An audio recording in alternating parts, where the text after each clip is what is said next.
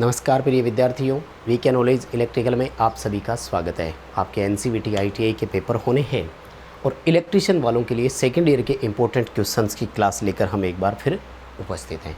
ये हमारी class number है 22। इससे पहले 21 क्लासेज हम आपको दे चुके हैं। यदि आप इसी क्लास से हमारे साथ जुड़े हैं तो पहला काम कीजिए कि चैनल सब्सक्राइब कर लीजिए और चैनल की प्लेलिस्ट बनी हुई है, उस प्लेलिस्ट में जाकर के उन सभी 21 क्लासेज को ज़रूर देखें, क्योंकि हमने टॉप लेवल के क्वेश्चन करवाए हैं और वो करवाए हैं जो मोस्ट रिपीटेड है और प्रीवियस एग्ज़ाम पेपरों में रिपीट हुए हैं। और इस क्लास को अपने दोस्तों तक पहुंचा दीजिए ताकि आप जैसे बचे हुए कोई बच्चा है तो वो भी इस क्लास को देख सके। एग्ज़ाम से पहले सब तक ये क्लास पहुंचाने का काम आप कर दीजिएगा, ठीक।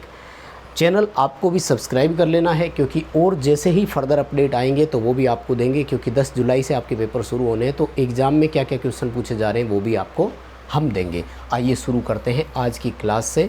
और आज का पहला क्वेश्चन ये रहा आपके सामने। रिक्वेस्ट एक बार फिर करूँगा कि वो 21 क्लासेज चूक न जाना। साथ ही एम्प्लॉयबिलिटी स्किल की 6 क्लासेज दी हुई है, उनको भी आप ज़रूर देखें समय निकाल करके। पहला सवाल, चल रही डीसी मोटर में बैक ईएमएफ की प्रक्रिया क्या है? दरअसल डीसी मोटर में आर्मेचर धारा को कंट्रोल करने के लिए 2 कारक होते हैं, एक आर्मेचर का प्रतिरोध और एक बैक ईएमएफ। आर्मेचर प्रतिरोध बहुत कम होता है, बैक ईएमएफ स्टार्टिंग के समय तो 0 होता है, क्योंकि ये गति की समानुपाती है। स्टार्टिंग में हमने आर्मेचर के सीरीज में बाहरी प्रतिरोध लगा दिया, जिसे स्टार्टर बोल रहे हैं, और बाद में उसको हटा देते हैं। इसलिए हटा देते हैं कि मोटर ने स्पीड पकड़ ली तो गति के साथ बैक ईएमएफ भी आ जाता है। यानी रनिंग के समय ये बैक ईएमएफ ही है जो करंट को कंट्रोल करके रख रहा है। स्टार्टिंग करंट को कंट्रोल करने के लिए स्टार्टर लगा लिया, रनिंग करंट को कंट्रोल करके रखने के लिए बैक ईएमएफ है। बैक ईएमएफ करंट कंट्रोल करने के लिए करता क्या होगा, तो ये जो हमारा अप्लाइड वोल्टेज होता है उसके अगेंस्ट वर्क करता है, उसके विपरीत दिशा में काम करता है, उसके विरोध काम करता है। बी आएगा, लागू वोल्टेज का विरोध करना, अपोज द सप्लाई वोल्टेज। ठीक है, बहुत ही अच्छा क्वेश्चन है, आ सकता है। वैसे बैक ईएमएफ का काम क्या है, कोई आपसे पूछे तो ध्यान रखना, यांत्रिक ऊर्जा रूपांतरण। मोटर को विद्युत ऊर्जा देते हैं तो वो यांत्रिक ऊर्जा देती है, वो बैक ईएमएफ के कारण ही देती है। वो कैसे देती है? EB/IA एक फॉर्मूला होता है। ये सवाल तो कंपटीशन वालों के लिए ज़्यादा ज़रूरी है, खैर अभी आपके लिए नहीं है। चलिए जी, अगला सवाल, डीसी जनरेटर में ब्रुश पर भारी स्पार्किंग का कारण क्या है? देखो, स्पार्किंग होने के कई कारण हैं। हम स्पार्किंग को बोलते हैं सबसे पहला काम कम्यूटेशन होना, और कम्यूटेशन जो आता है ना वो आर्मेचर रिएक्शन के कारण भी होता है, पहला पॉइंट। और आर्मेचर रिएक्शन ये देखो, ये रहा सी ऑप्शन। क्या कह रहा है? MNA GNA पोजीशन चेंज हो गई। दरअसल क्रॉस मैग्नेटाइजिंग, जो चुंबकीय विरूपण प्रभाव होता है, जिसे चुंबकीय विक्षोभ भी बोलते हैं, उसमें क्या होता है कि पहले MNA और GNA दोनों एक ही होती है ना, और बाद में क्या होता है गुरुजी, MNA खिसक जाती है आगे, मैग्नेटिक न्यूट्रल एक्सिस बोलते हैं। ठीक है, सी उत्तर कर देना, MNA और GNA की स्थिति बदल जाना। ठीक है, इसलिए स्पार्किंग होती है। आर्मेचर रिएक्शन आता है ना, आर्मेचर रिएक्शन के कारण भी स्पार्किंग होती है। अगला सवाल, डीसी सीरीज मोटर की फील्ड वाइंडिंग मोटे तार कम टर्न की क्यों होती है? शंट फील्ड पतले तार अधिक टर्न का, और ये मोटे तार कम टर्न का है। तो मोटे तार कम टर्न का इसलिए होता है क्योंकि ये आर्मेचर के साथ सीरीज में जुड़ता है, राइट, और फिर लोड भी यहीं आ जाता है। तो डीसी सीरीज मोटर में आर्मेचर करंट, लोड करंट और सीरीज फील्ड करंट तीनों क्या होती है? बराबर होती है। यानी इसे लोड करंट वहन करनी होती है। बी उत्तर आएगा, to carry the load current, यानी ये आसानी से लोड करंट को ले जा सके। अगर ज़्यादा रेजिस्टेंस वाली होगी, यानी पतले तार अधिक टर्न की, तो फिर ये करंट को अपने में से प्रवाहित नहीं होने देगी। ठीक है, अगला सवाल देखो, खाद्य मिक्सर मोटर की किस गति नियंत्रण की किस विधि का उपयोग किया जाता है? देखो, खाद्य मिक्सर में यूनिवर्सल मोटर होती है, राइट, और यूनिवर्सल मोटर में स्पीड कंट्रोल करने के लिए हम फील्ड वाइंडिंग में से टेपिंग निकालते हैं। डी उत्तर आएगा, सीरीज फील्ड वाइंडिंग जो होती है उसमें से टेपिंग निकाली जाती है। वैसे देखो, फील्ड डाइवर्टर मेथड का उपयोग करते हैं इलेक्ट्रिकल ट्रेन में। आर्मेचर डाइवर्टर का उपयोग करते हैं जब हमें निर्धारित मान से कम गति चाहिए। वोल्टेज कंट्रोल मेथड दरअसल वार्ड लियोनार्ड विधि बोली जाती है जो सब मोटरों के लिए होती है। अभी आपको यहाँ डी उत्तर करना है, आपका डी उत्तर बिल्कुल यहाँ सही रहेगा। नेक्स्ट क्वेश्चन देखो, डीसी शंट मोटर पर क्या प्रभाव पड़ेगा यदि इसकी आपूर्ति टर्मिनलों को आपस में बदल दिया जाता है। बड़ी इंपॉर्टेंट बात क्या है, डीसी मोटर के घूमने की दिशा फ्लेमिंग के लेफ्ट हैंड रूल से ज्ञात करते हैं और अंगूठा लेफ्ट हैंड रूल में डायरेक्शन दिखाता है। वो बताता है कि फील्ड फ्लक्स की दिशा और आर्मेचर धारा की दिशा पर मोटर के घूमने की दिशा निर्भर करती है। यदि आप दोनों एक साथ बदल देते हैं तो घूमने की दिशा में कोई परिवर्तन नहीं होता है।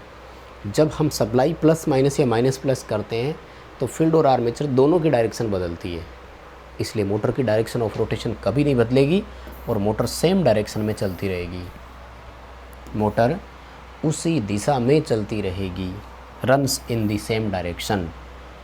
ठीक है, डायरेक्शन ऑफ रोटेशन बदलने के लिए क्या करना है, आइदर और लगाना है। इंग्लिश में एक आइदर और शब्द होता है ना, या तो वाला, कि या आर्मेचर की दिशा बदलिए या फील्ड की दिशा बदलिए। अगला सवाल, परिवर्तित गति के लिए उच्च प्रारंभिक बलाघूर्ण प्राप्त करने के लिए किस मोटर का उपयोग करते हैं। Very important question, competition exam की दृष्टि से इम्पोर्टेंट, ITI एग्ज़ाम की दृष्टि से इम्पोर्टेंट। वेरिएबल स्पीड के साथ हाई स्टार्टिंग टॉर्क आपको केवल स्लिप-रिंग मोटर ही दे सकती है, बाकी किसी में नहीं। इसमें डी ऑप्शन और था जिसमें squirrel cage induction motor option में था। कौन सी, स्क्विरल केज गिलहरी पिंजरा परिण मोटर, वो नहीं आएगी। सी उत्तर आएगा आपका, 3 phase slip ring induction motor.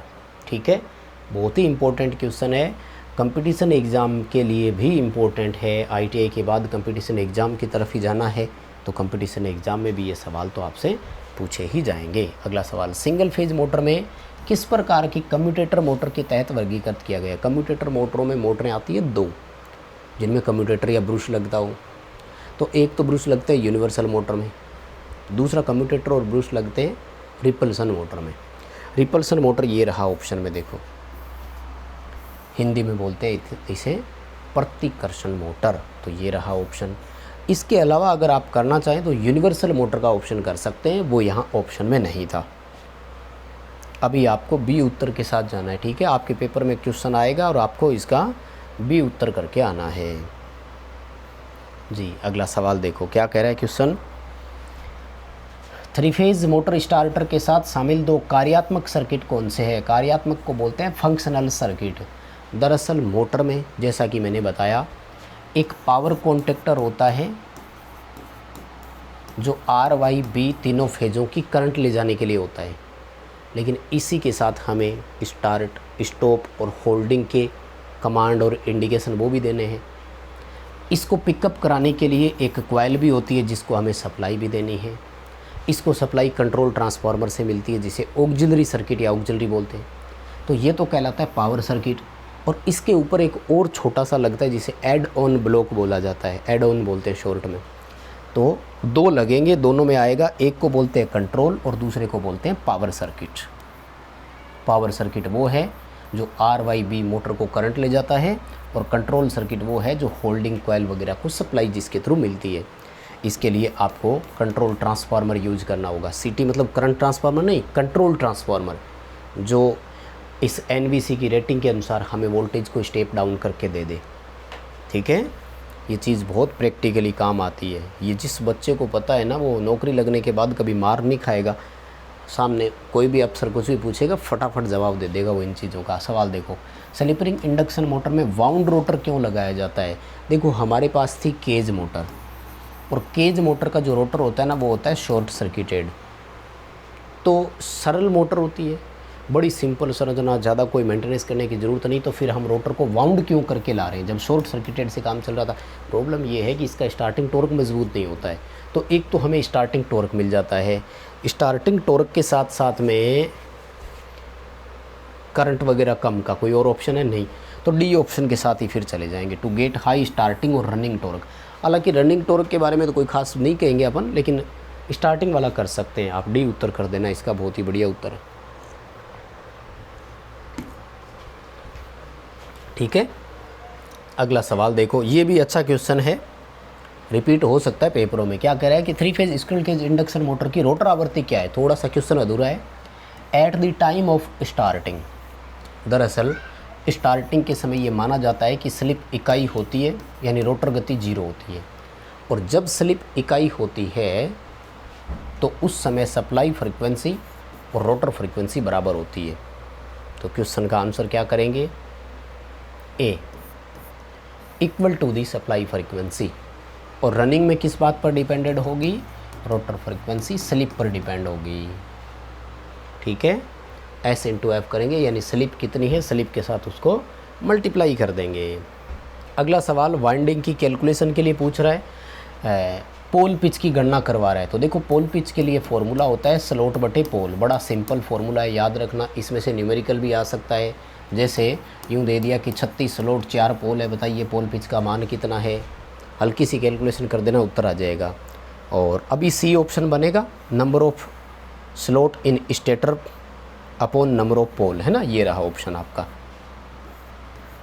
ठीक है, इस क्वेश्चन का आंसर स्लॉट बटे पोल करना है, शॉर्ट में पढ़ लो, आ जाएगा उत्तर। कहीं ना कहीं ऑप्शन जो है ना वो आपको देखने को मिल ही जाएगा। 4 पोल की मोटर है, उसके जो आसन ध्रुव होते हैं, आसन ध्रुव को इंग्लिश में बोलते हैं एडजेसेंट पोल। एडजेसेंट का मतलब होता है पास पास के पोल। जैसे यूँ 4 पोल की मोटर है कोई, तो ये अगर एन पोल है तो ये एस बनना चाहिए, ये एन है तो ये एस बनना चाहिए। तो इसके लिए क्या होता है कि करंट जैसे इसमें यहाँ से प्रवेश करती है तो इसमें यहाँ से प्रवेश करनी चाहिए, फिर इसमें इस साइड से प्रवेश कर रही है तो यहाँ इसमें से प्रवेश करे और फिर यूँ प्रवेश करे, यानी धारा की दिशा हम बदल देते हैं। प्रैक्टिकली वाइंडिंग में यही करवाया जाता है। डी उत्तर आएगा, making current flow in difference direction.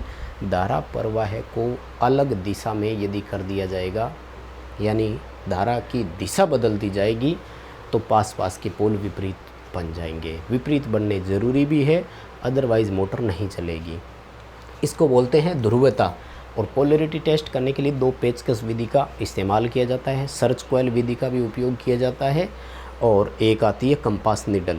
ध्रुवता जांच करने की 3 विधियां हैं। आपसे पेपर में सवाल क्या पूछा जा सकता है, मैं क्यों बता रहा हूँ। वाइंडिंग के ऐसे 4 पोल बना करके उनके पास पास में पेचकस रखे हुए एक डायग्राम है, हो सकता है वो डायग्राम आपको दिखाकर पूछ ले कि ये किस प्रकार की टेस्टिंग की जा रही है वाइंडिंग में। तो आपको उत्तर क्या करना है कि वाइंडिंग में यहाँ पर पोलैरिटी टेस्ट किया जा रहा है, यानी ध्रुवता परीक्षण किया जा रहा है। ठीक है, अगला सवाल देखो, वाइंडिंग का क्वेश्चन पूछ रहा है, डीसी वाइंडिंग का सवाल है, आपसे पूछा जा रहा है। 2 तरह की वाइंडिंग होती है हमारे पास, एक को बोलते हैं प्रोग्रेसिव, एक को बोलते हैं रिट्रोग्रेसिव। प्रोग्रेसिव में वाइंडिंग आगे बढ़ती है यूँ, और रिट्रोग्रेसिव में वाइंडिंग पीछे की तरफ आती है यूँ। कम्यूटेटर एंड पर जो होती है उसे फ्रंट पिच बोलते हैं, और दूसरी तरफ जो होता है उसे बैक पिच बोलते हैं। अगर वाइंडिंग में बैक पिच का मान ज़्यादा है तब तो वाइंडिंग आगे बढ़ती है, और अगर वाइंडिंग में फ्रंट पिच का मान ज़्यादा है तो वाइंडिंग पीछे की तरफ आती है। उल्टा होता है, ध्यान रख लो। क्वेश्चन क्या पूछ रहा है, फ्रंट पिच का मान बैक पिच के मान से अधिक है, यानी फ्रंट पिच का मान बैक पिच के मान से अधिक पूछ रहा है, तो वाइंडिंग आएगी रिट्रोग्रेसिव, वाइंडिंग पीछे की तरफ बढ़ेगी। और अगर ये निशान यूँ होता, यानी बैक पिच का मान अधिक होता, देन वाइंडिंग प्रोग्रेसिव कहलाती। ठीक है, लेप और वेव का यहाँ से कोई आप अंदाज़ा नहीं लगा सकते उत्तर करने का, ये ध्यान रखना। बैक पिच फ्रंट पिच ज़्यादा या कम कंपैरिजन करवा करके जब आंसर पूछे तो आपको प्रोग्रेसिव या रिट्रोग्रेसिव ही करना है। और ये ध्यान रख लो कि फ्रंट पिच अगर ज़्यादा है तो वाइंडिंग उल्टी चलेगी, चालक एक दूसरे को क्रॉस करेंगे तो उसे बोलेंगे रिट्रोग्रेसिव, बैक एंड की तरफ आएगा। ठीक है, अच्छा क्वेश्चन है, पेपरों में आ भी सकता है। वाइंडिंग में टेप का उद्देश्य क्या है। देखो टेप लगाई जाती है, और वाइंडिंग में हम टेप लगाते हैं जो आपके कॉइल्स वगैरह होती है ना, इनको बांधने के लिए होता है, और खुले चालकों को बांधने के लिए अपन धागे का इस्तेमाल भी करते हैं। ठीक है, खैर ये तो इंसुलेट करने की बात कर रहा है, तो इंसुलेट करना ही नहीं है, कॉइल बांधने के लिए अपन क्या करते हैं, वाइंडिंग में टेप का उपयोग करते हैं। देखो नेक्स्ट क्वेश्चन क्या पूछ रहा है, एक डायग्राम दिया हुआ है। एक तो ये ध्यान रखो कि आपके असाइनमेंट में जितने भी डायग्राम दिए हुए ना, उन सबको अच्छे से पढ़ लेना, वो ज़रूर आ सकते हैं। यहाँ देखो स्पीड यानी गति लिखा हुआ है, यहाँ देखो टॉर्क लिखा हुआ है। वो कह रहा है कि अगर टॉर्क बढ़ता है तो गति घटती है, लेकिन एक समय बाद कांस्टेंट हो जाती है। तो 2-3 चीज़ें बताता हूँ। अगर कंटिन्यू चलता है या हल्का सा डाउन दिखाता है तो शंट मोटर आएगा। यूँ नीचे की तरफ पूरा दिखाता है तो ये कहलाती है सीरीज मोटर। और एक लिमिट के बाद अगर स्थिर हो जाती है तो वो कहलाएगी क्यूमुलेटिव कंपाउंड। सी उत्तर कर देना, क्यूमुलेटिव कंपाउंड मोटर जो है वो इसका आंसर हमारा यहाँ सही होगा। उसके बाद में देखो सवाल पूछ रहा है कि आर्मेचर को संतुलित करने का सबसे प्रभावी तरीका कौन सा है। दरअसल यहाँ ये मैकेनिकल बैलेंसिंग की बात कर रहा है। मैकेनिकल बैलेंसिंग में क्या होता है कि वाइंडिंग जब डिस्ट्रीब्यूटेड वाइंडिंग होती है तो कुछ स्लॉट खाली रह जाते हैं। खाली स्लॉट को बोलते हैं डम्मी। और उनमें हम क्या करते हैं कि वज़न मेंटेन करने के लिए कुछ कॉइल डाल देते हैं जिनके कहीं कनेक्शन नहीं किए जाते, उनको डम्मी कॉइल भी बोलते हैं। ये आर्मेचर को यांत्रिक रूप से संतुलित करने का काम करती है। इस तरह का जो संतुलन होता है उसे डायनेमिक बैलेंसिंग बोला जाता है, गतिशील बैलेंसिंग बोलते हैं। बी उत्तर आप करके आ जाना, आपका यहाँ उत्तर जो है वो एकदम सही हो जाएगा। बहुत ही शानदार क्वेश्चन है, ये क्वेश्चन आपका आ भी सकता है पेपरों में, ठीक है ना। देखो अगला क्वेश्चन कह रहा है आपसे कि जो जनरेटर है आपका उसमें योक यानी बाहरी फ्रेम पोल के माध्यम से चुंबकीय सर्किट को कैसे पूरा करते हैं। देखो मान लीजिए ये है 2 पोल N से S, तो चुंबकीय बल रेखा N से S तो आ रही है। अब वापस S से N की तरफ जाने के लिए वो क्या कर रहा है, योक का इस्तेमाल कर रहा है। लेकिन N से S की ओर जब आता है तो यहाँ बीच में आर्मेचर भी तो आ रहा है, यानी आर्मेचर कोर के थ्रू आता है। तो आपको बी उत्तर सही करना है, यानी आर्मेचर कोर में से होते हुए अपना मैग्नेटिक सर्किट वो पूरा करता है। बस प्रिय विद्यार्थियों, आज की क्लास में इतना ही करवाएंगे। क्लास पसंद आई है तो लाइक ज़रूर करना, चैनल से पहली बार जुड़े हैं तो सब्सक्राइब कर लीजिए। डिस्क्रिप्शन में लिंक दिया हुआ है, हमारा एंड्रॉयड ऐप डाउनलोड करें और टेलीग्राम का लिंक दिया हुआ है, हमारा टेलीग्राम भी आप ज्वाइन कर सकते हैं। बहुत धन्यवाद।